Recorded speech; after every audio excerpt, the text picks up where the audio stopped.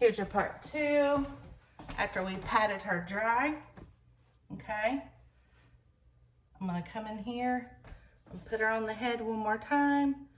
And I'm gonna actually still do a little comb through. She feels pretty good, but I still wanna make sure there's no tangles. So I'm gonna start at the bottom and work my way up.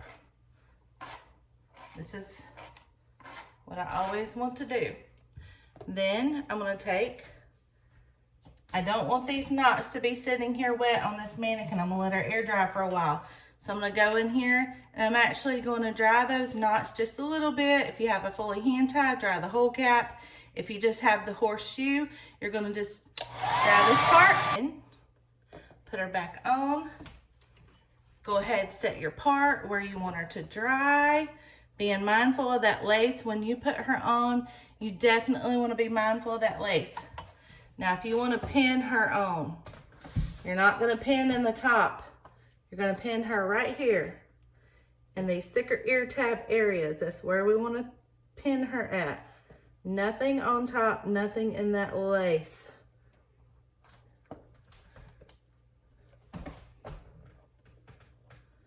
Same with this side, ear tab area.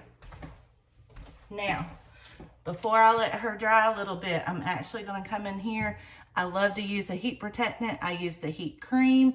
It's great because you can just go ahead and get that over with while she's still wet. I only use that much. Come in here, mid to ends, nothing on that lace. It smells so good, you guys. This is just giving her more protection. We want to steward what God gave us. That's what we want to do.